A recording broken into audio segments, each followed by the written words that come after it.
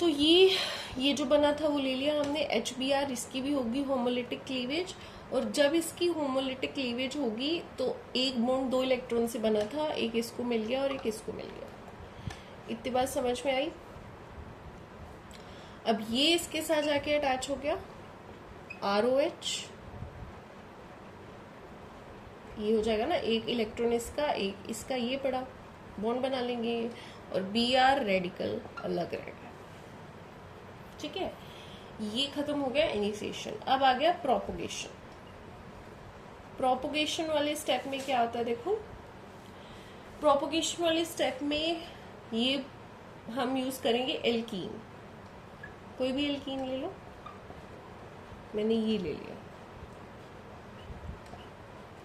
Double bond से बनाई, इसका ये डबल बॉन्ड होमोलिटिक क्लीवेज करेगा, रेडिकल्स बन गए 2, और हमारे पास था ब्रोमीन ही लेना है, HBr लो, इसका भी बॉन्ड टूटा, होमोलिटिक क्लीवेज, एक इसके पास एक रेडिकल इसके पास। ठीक है, इतनी बात समझ में आई आप लोगों को। अब यहां पे क्या होगा, रेडिकल का फंडा सिंपल है। रेडिकल कहाँ पे ज्यादा स्टेबल होता है, जहां पे CH3 या अल्काइल ग्रुप्स कम हो। मतलब हमने पॉजिटिव कार्बोकैटायन में पढ़ा था 3 डिग्री 2 डिग्री 1, रेडिकल का होता है 1 डिग्री 2 डिग्री और 3 डिग्री।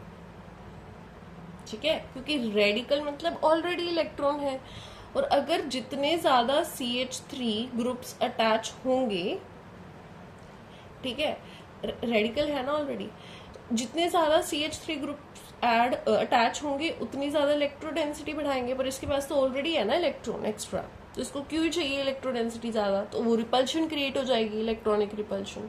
तो इसका मतलब बेटर है कि जितने CH3 कम हो, मतलब 1 डिग्री हो तो ज्यादा अच्छा स्टेबल, 2 और देन 3। आपको ये समझ आई होगी बात। ठीक है, तो यहां पे देखो 2 हाइड्रोजन है, तो हम इसको 1 डिग्री मान सकते हैं। यहाँ पे एक अल्काइल ग्रुप है, ये R कुछ भी हो सकता है CH3 हो, R means alkyl group, CH3 हो सकता है, C2H5 हो सकता है, कुछ भी हो सकता है, पर है तो है ना। मतलब ये क्या हो गया, ये 2 डिग्री हो गया और ये 1 डिग्री। ज्यादा स्टेबल कौन सा था, ये वाला। समझ में आई बात ये। तो अब ये जो H रेडिकल लगेगा वो कहां जाके लगेगा,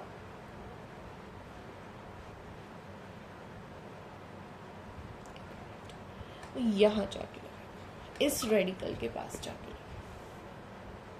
ठीक है, देखो इसके पास ऑलरेडी एक रेडिकल है, इधर लगा देती हूँ मैं, इसके पास भी है, दोनों आए और दोनों बॉन्ड बना ले, क्योंकि ये तो स्टेबल ही है ना, तो इसको हटाने की क्या जरूरत है। देखो जो सबसे ज्यादा अनस्टेबल चीज होती है ना ऑर्गेनिक केमिस्ट्री में, वो सबसे पहले रिएक्शन दिखाती है। तो अनस्टेबल रेडिकल कौन सा था, ये वाला, क्योंकि इसके ऊपर था अल्काइल जो दे रहा था इलेक्ट्रॉन डेंसिटी, पर इसको जरूरत ही नहीं है क्योंकि इसके पास ऑलरेडी इलेक्ट्रॉन है ज्यादा। अगर ये और इलेक्ट्रॉन डेंसिटी बढ़ाएगा तो रिपल्शंस ही होंगी। आप मेरी बात समझ रहे हो। तो जो केमिस्ट्री में सबसे ज्यादा अनस्टेबल चीज होती है वो पहले रिएक्ट करती है। तो अनस्टेबल ये रेडिकल था, ये नहीं, इसके पास कोई रिपल्शंस नहीं होनी है क्योंकि इसके पास कोई R ग्रुप ही नहीं है, इसके पास R ग्रुप है। समझ रहे हो, R ग्रुप क्या बढ़ाता है, इलेक्ट्रॉन डेंसिटी।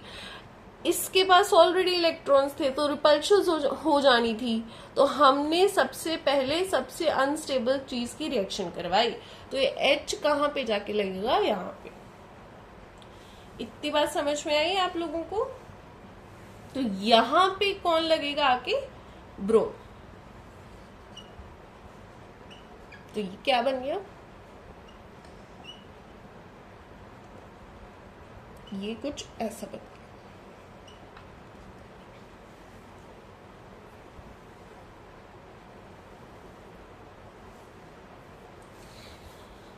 ठीक है, और इसका लास्ट स्टेप होता है टर्मिनेशन। उसमें एक ये ब्रोमीन, ठीक है, और एक इसके जैसा और ब्रोमीन कंबाइन करके क्या बनाते हैं, Br2। अब आप बोलोगे एक तो था, दूसरा कहाँ से आया? तो ये सारा जो प्रोसेस हो रहा है ये सिर्फ एक बार थोड़ी ना हो रहा है। पता नहीं कितने ही मोल्स के पेरोक्साइड हैं, कितने ही मोल्स के ये अल्काइल हैलाइड, कितने ही मोल की अल्कीन्स हैं। ये प्रोसेस तो बार बार हो रहा है ना। तो अगर 2 बार भी हो गया तो हमें मिल गया Br radical and Br radical, और कंबाइन होके क्या बन गया, Br2। अब एक और मुद्दे की बात सुनो कि जो मार्कोनीज रूल था, ठीक है, उसमें HCl, HBr, HI और कौन रह गया, HF, सारे पार्टिसिपेट कर सकते हैं। बट एंटी मार्कोनी ने सिर्फ HBr ही कर सकता है। रीजन क्या है, HCl और HF का बॉन्ड होता है स्ट्रॉन्ग, वो ब्रेक ही नहीं करता फ्री रेडिकल मैकेनिज्म से, वो ब्रेक ही नहीं करता फॉर फ्री रेडिकल मैकेनिज्म। इसमें कर सकता है वो ब्रेक, क्योंकि इसमें तो कार्बोकेटायन वाला है ना। फ्री रेडिकल के लिए वो ब्रेक नहीं करता। और HI है वो वीक होता है, बट चीज ये है कि अगर एक बार I रेडिकल बन गया तो वो इतना ज्यादा स्टेबल है कि वो फिर रिएक्ट करना जरूरी नहीं समझेगा, मतलब रिएक्ट ही नहीं करेगा। समझ में आई? अगर कोई चीज स्टेबल है तो वो नॉन रिएक्टिव होती है, अगर अनस्टेबल है तो ही उछलती है ना, तो ही रिएक्ट करती है। तो HF और HCl का तो बॉन्ड स्ट्रॉन्ग है, तो वो फ्री रेडिकल मैकेनिज्म से जाते ही नहीं है। मतलब ये बॉन्ड है, इसको फ्री रेडिकल से ब्रेक करना डिफिकल्ट है। और सिमिलरली HCl के लिए HI वीक है, अच्छे से ब्रेक तो हो जाता है, बट ये जब I रेडिकल बनता है वो स्टेबल ही इतना ज्यादा है कि वो रिएक्ट करना जरूरी नहीं समझता। समझ में आई ये चीजें? इसकी 2-3 रिएक्शंस देख लो। एक तो वो भी हमने कर ही ली, एक ये देखो CH2 प्लस H2, निकल कैटलिस्ट डालते हैं हम इसमें, ठीक है। यहाँ से ये ऐसे रेडिकल और ये भी होमोलिटिक क्लीवेज से रेडिकल बनते हैं, दोनों एक एक ऐड हो जाएंगे। ये CH तो इधर एक हाइड्रोजन ऐड हो गया और इधर हाइड्रोजन ऐड हो गया। समझ में आया? सेकेंड देखो, सेकेंड तो वही अभी वैसे हम करके हटे हैं, दोबारा इन्होंने लिख दी है, लिख लो।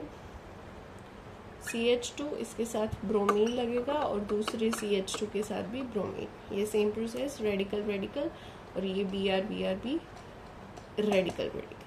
थर्ड देखो, CH2 double bond CH2 plus में है हमारे पास H2। कैसे होते हैं देखो, इसमें यूज करते हैं हम एसिड कोई भी, ठीक है। और ये जो H2 है कैसे एग्जिस्ट करता है मैं दिखाती हूँ आपको। OH negative and H positive, water ऐसे होता है ना, बस फिर रेडिकल रेडिकल। वैसे इसको आप रेडिकल में ब्रेक करो, बेटर है रेडिकल रेडिकल। तो कैसे बनाइए, CH3 CH2 OH, ठीक है। ये इधर चला गया और ये इधर,